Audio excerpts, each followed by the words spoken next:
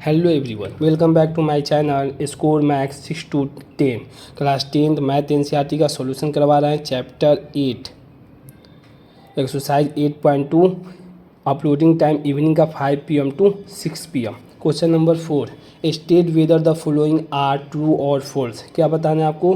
True मतलब क्या सही है, कौन सा सही है और कौन सा गलत है। और सही है तो उसका जस्टिफिकेशन देना है, मतलब बताना है कि कैसे सही है, गलत है तो कैसे गलत है। ये पहला क्वेश्चन करा साइन ए प्लस बी बराबर कर दिया sign A plus sine B. ठीक है, अब देखिए आपको वेरीफाई करना हो तो आपको अपने से वैल्यू अब पुटिंग मेथड जानना होगा, इसीलिए बताया था। इसको आपको याद हो जाएगा तो इससे ही आपका सब क्वेश्चन बन जाएगा एक्सरसाइज 8.2 का। तो देखिए हम कोई भी वैल्यू पुट करते हैं, मान लेते हैं let A is equal to 30 degree and B is equal to 60 degree. तो साइन ए प्लस बी, तो साइन ए के जगह पर 30 डिग्री माने हैं, अब बी के प्लस बी 60 डिग्री, तो साइन 60 प्लस 30 कितना 90 डिग्री। तो साइन 90 का किसके बराबर 1 के बराबर।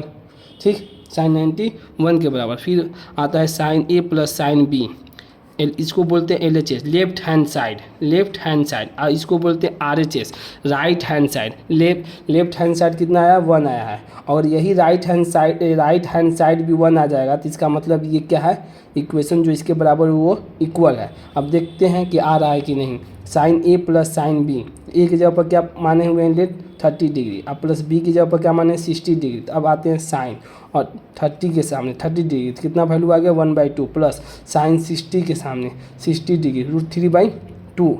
इसका एलसीएम लेते हैं तो 1 + √3/2। तो देखिए LHS और RHS बराबर आ रहा है, LHS not equal to RHS। इसका मतलब क्या हो गया, फॉल्स हो गया। आप कोई भी वैल्यू ले लीजिएगा, हमने माने 30 लिया 60 लिया, आप 45 ले लिए 90 ले लिए, आप 0 ले लीजिए। वह ये है कि ए जो लेना है वही यहाँ पर भी ए पुट करना है, यहाँ पर भी ए की जगह पर पुट करना। जो बी लीजिएगा यहाँ पर भी बी वही सेम पुट करना है, यहाँ पर भी बी वही सेम पुट करना है।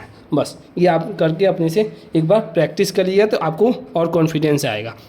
ये क्वेश्चन नंबर 2 क्या कर रहा है, the value of sine theta increases as theta increases sine theta. The value of sine theta अगर इंक्रीज करे, साइन थीटा का मतलब क्या होता है, sine 0 degree, sine 30 degree increase हो रहा है, 0 के बाद 30 है, फिर साइन 45 डिग्री है, फिर साइन 60 डिग्री है, फिर साइन 90 डिग्री। तो यही पहला ये समझना होगा। तो जो वैल्यू ऑफ साइन थीटा का वैल्यू समझ में आ गया। इंक्रीज थीटा, जो थीटा आ रहा है, मान लीजिए साइन 0 डिग्री लिए तो वैल्यू आ गया 0, फिर साइन 30 लिए, जो इसका वैल्यू आ रहा है क्या ये भी इंक्रीज कर रहा है, ये पूछा। ये तो इंक्रीज कर ही रहा है। मान लीजिए the value of sine theta increase, मान 0 30 45 60 और 90। अब बोला थीटा भी इंक्रीज कर रहा था, थीटा का वैल्यू कितना आ रहा है 1/2, डिवाइड करते इसका वैल्यू 0.5, 45 डिग्री का था 1/2, इससे डिवाइड किया तो 0.0707 आएगा। साइन 60 का वैल्यू कितना √3/2, तो इसका वैल्यू आ रहा है 0.866 आ रहा है। तो देखिए साइन 90 का वैल्यू 1 आ गया। इसका मतलब पहला 0 है, फिर 0.5 है, 0.707 है, फिर 0.866 है, फिर 1 है। इसका मतलब ये तो इंक्रीजिंग ऑर्डर में, असेंडिंग ऑर्डर में है। असेंडिंग ऑर्डर का मतलब होता है कि छोटे से लेके बढ़ते क्रम तक, मतलब पहले छोटा होगा, फिर उससे बड़ा, फिर उससे बड़ा, फिर उससे बड़ा, फिर उससे बड़ा। Hence the given statement is true, क्योंकि ये 0 30 45 60 90 भी बढ़ रहा है, तो इसका मतलब इसका वैल्यू भी बढ़ रहा है। यही ना पूछ रहा था कि साइन थीटा अगर इंक्रीज करे तो थीटा भी इंक्रीज कर रहा है। हाँ, इंक्रीज कर रहा है। ठीक, अब क्वेश्चन नंबर 3 में आते हैं। The value of cos theta increases as theta increases. Value अब इसमें अब देखिए यही चीज़ साइन में पूछा, वही चीज़ कॉस में पूछता है। तो कॉस में चेंज करते हैं, 0 लिए पहले, फिर 30 लिए, फिर 60 लिए, 0 लिए 30 लिए, 45 लिए, फिर 60 लिए, फिर 90 लिए। तो ये तो बढ़ रहा है। अब इसका वैल्यू बढ़ रहा है कि नहीं, ये थीटा जो एंगल है ये इंक्रीज हो रहा है कि नहीं, देखते हैं इंक्रीज हो रहा है। कॉस 0 का वैल्यू कितना होता है 1 होता है। कॉस 30 डिग्री का वैल्यू कितना होता है √3/2 होता है, तो 0.866। कॉस 45 डिग्री का वैल्यू कितना होता है, कॉस 45 डिग्री के 1/√2 होता है, तो 0.707। कॉस 60 डिग्री का वैल्यू कितना होता है 1/2 होता है, 0.5 होता है। कॉस 90 डिग्री का वैल्यू कितना होता है 0 होता है। अब देखिए 0.5 आया यहाँ पर, देखिए पहले तो क्या कॉस 0 का -1 आ गया, फिर 0.8 है, फिर 0.7 है, 0.5 है, फिर 0। ये क्या है, डिक्रीजिंग ऑर्डर में है, मतलब डिसेंडिंग ऑर्डर में है। डिसेंडिंग ऑर्डर उसे कहते हैं जो सबसे बड़ा, फिर उससे छोटा, फिर उससे छोटा। और यही बोलता क्वेश्चन में कि कॉस इंक्रीज कर रहा है और थीटा डिक्रीज कर रहा है। यहाँ पर सिर्फ डिक्रीज लिख देता तो ये आंसर करेक्ट हो जाता, मगर क्वेश्चन ने लिखा कि नहीं थीटा इंक्रीज कर रहा है, तो इसका मतलब ये स्टेटमेंट गलत हो गया, कहीं इंक्रीज थोड़ी कर रहा है, डिक्रीज कर रहा है theta, hence the given statement is false. यही पर ट्रू और फॉल्स पूछा, इसका वेरिफिकेशन भी दिया आखिर क्यों है। अब देखिए क्वेश्चन नंबर 4 दिए sine theta is equal to cos theta for all the value of theta, किसके, for all the value of theta, this is the only true when the theta is equal to 45 degree.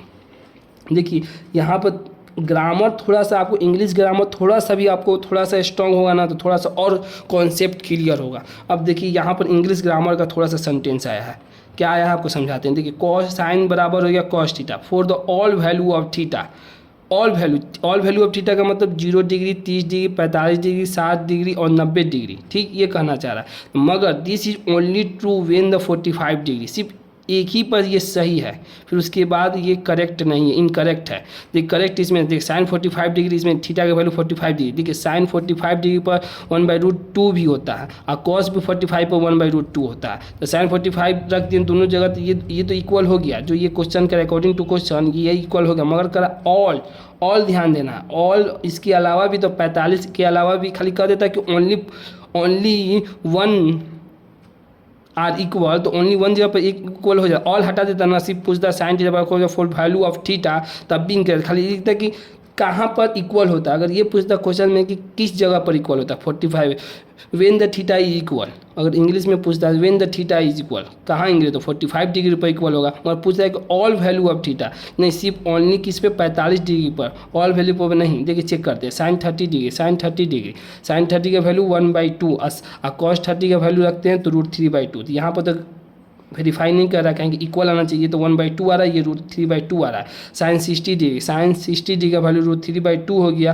और cos 60 degree का value 1/2 है, ये भी incorrect हो गया। Sign 90 degree का value 1 आ गया और कॉस 90 डिग्री का वैल्यू 0 आ गया, ये भी इनकरेक्ट हो गया। मतलब ये तीनों 1 2 3 थर्ड 1 2 3 थर्ड जगह पर तो इनकरेक्ट है, मगर फोर्थ जगह पर सिर्फ करेक्ट है, तो ऑल वैल्यू करा, बस यहाँ पर आपको थोड़ा सा समझना था। यही आपका क्वेश्चन नंबर 1 2 3 4 हो गया। अगर आपको वीडियो पसंद आई हो तो इसे लाइक करें, अपने दोस्तों के साथ शेयर करें एंड चैनल को सब्सक्राइब भी करें। Thank you so much.